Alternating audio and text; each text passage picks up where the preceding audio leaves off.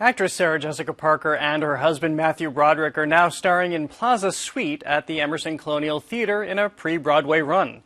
The play is about three different couples checking into room 719 at New York's famed Plaza Hotel. The first sees a 20-plus-year marriage falling apart. Another is battling sexual tension. And the final pair is a couple figuring out where they went wrong when their daughter won't come out of the bathroom on her wedding day.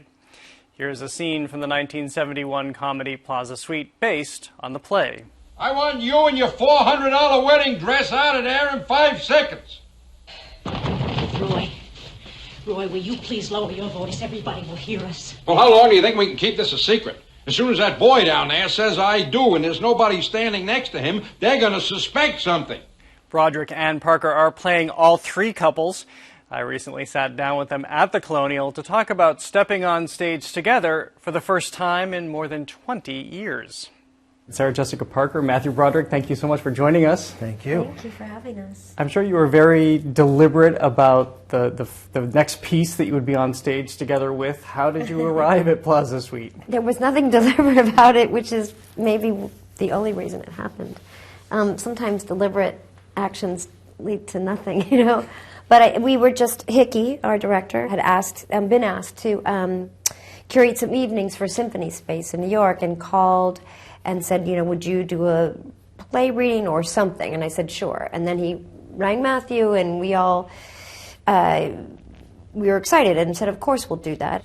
And then we all started discussing plays, and at the time Neil Simon was still quite alive, very much. And someone suggested that we read the suites, and Plaza Suite charmed us all. So we rehearsed for a half an hour or something, and then read it out loud and with this audience, and it was really funny. Mimsy, open this door. Oh, God. I think I'm having a heart attack. I don't hear a peep out of her. Is there a window in there? Maybe she tried something crazy. Oh, that's right. Tell a woman who's having a heart attack that her daughter jumped out the window.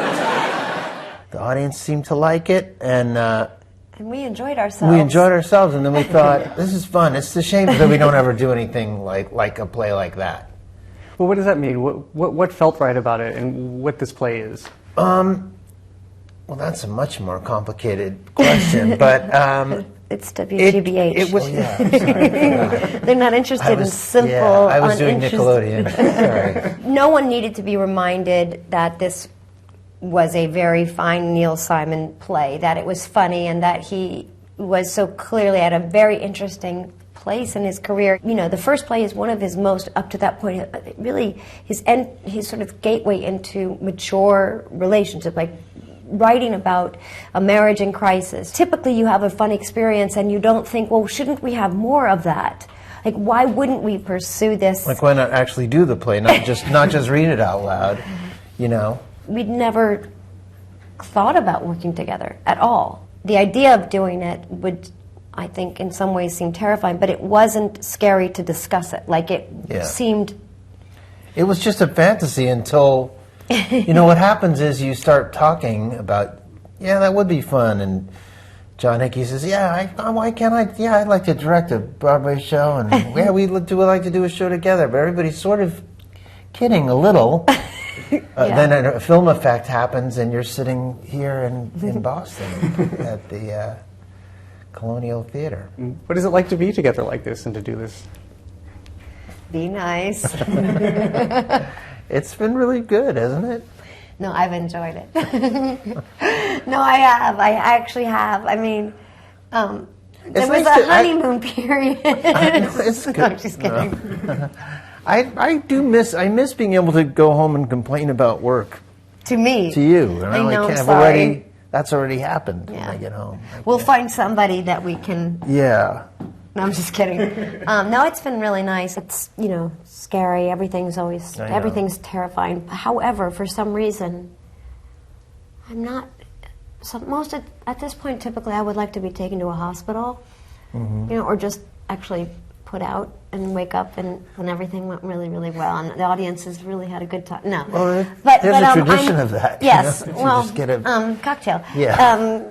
But in all sincerity, I think we're all nervous, but thus far, it doesn't feel like the nerves have co-opted the experience. Like I am so excited to be here. Well, to get into the material, we do see these couples, and there's one line in the play that just strikes me: "Do you ever really know someone?" I mean, that's the level of maturity he gets to when you're looking at marriage or these dynamics in a relationship. So, how do you see how he explores every crevice there?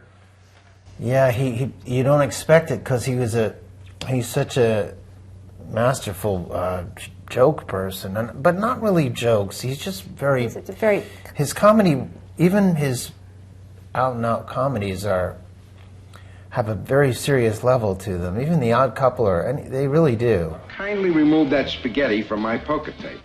It's not spaghetti. It's linguine.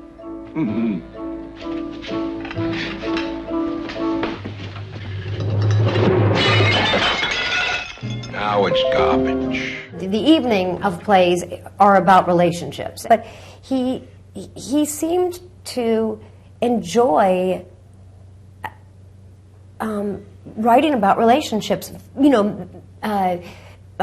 Romantic, institutional relationships seemed interesting to him, and then obviously, like with Brighton Beach, he explored family and all that too. But I think he was very interested in why things work and why they don't. And he was young, I think, to write, that first play in particular. I think that first play is. I'm in love with that first place. Like, I think it's a real portrait of real distress in a marriage, and I think it's so beautifully done and careful and small but big. We have definitely not been very happy. Yes, Karen, I've noticed it. Well, what's wrong? We have a 12-room house in the country, 2 sweet children, a maid who doesn't drink. Is there something we're missing? I don't know. Well, can you at least think about it? I need hints, Sam. Well, so we get to you two on stage. Are you bringing yourselves, your own stories to this? Do you try not to do this because it's too dangerous? I mean, I think you do use your own life in order to sort of understand what's happening in a situation, but not directly. If we thought we were exploring our own relationship in front of an audience or strange, that would be very uncomfortable. So, well, how do you work together as peers? And especially actors will go home back to their hotel rooms or different places, but you go back together. Do you talk about the work? Do you sorry. Give notes? No, it's good. We have, we do have children. We have a dog and a cat who we can have also lots of distractions that it doesn't dominate post. Like I worked with Nathan Lane, and we were in Chicago, so we ended up having to eat dinner a lot, and so we would rehearse all day, then eat. Like we were together all the time, basically. But we hadn't.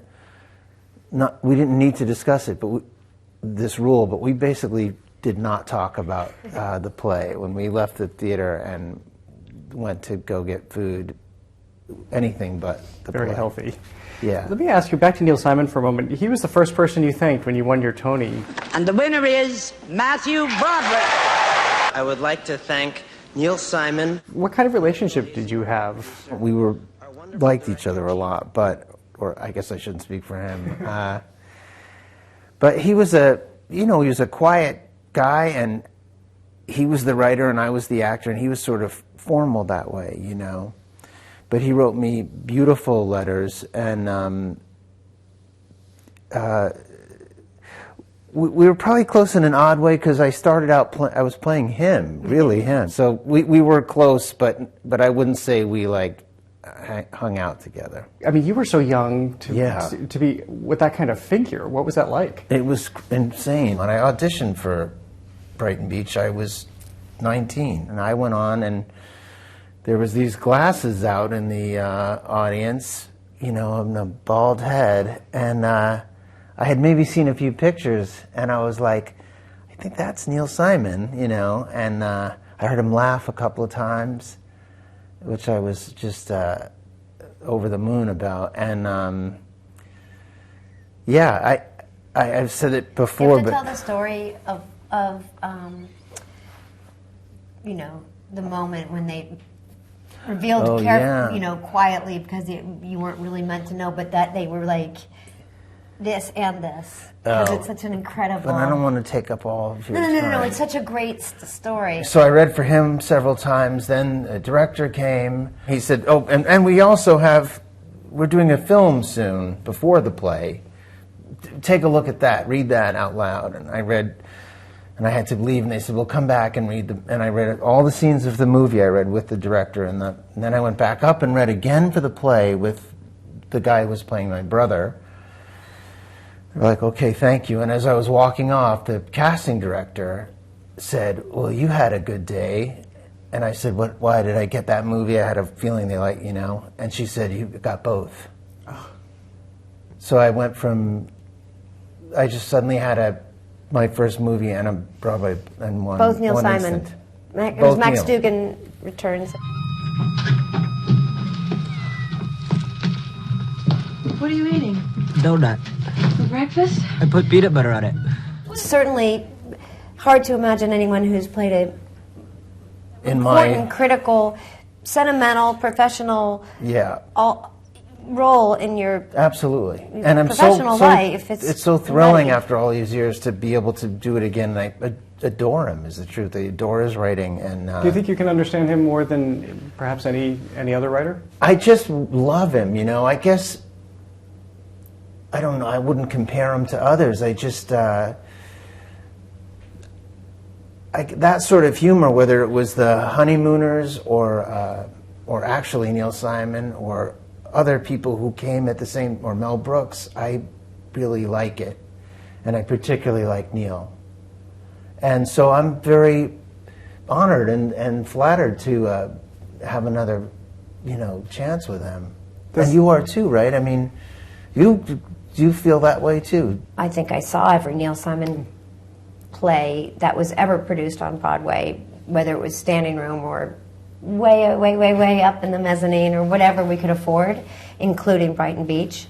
So I love him as an audience. Let me back up and ask you just about your time here, too. You were an 11-year-old in this theater doing The Innocents. But you remember this theater. This was a pivotal time. I remember it very well, yeah, because it was the first theater I'd been in outside of Cincinnati, Ohio. I mean, I had auditioned in New York. My brother and I loved this theater so much. Like, we would just wander around and be in places we shouldn't be and find, hallways and under seats, and the theater was not in the shape that it is in now, but we thought it was magnificent and grand, and I'm so happy to be here. Well, thank you for being with us here at the Colonial Theatre. We're so grateful to spend this time with you. Thank you for your time. It's so nice to meet you.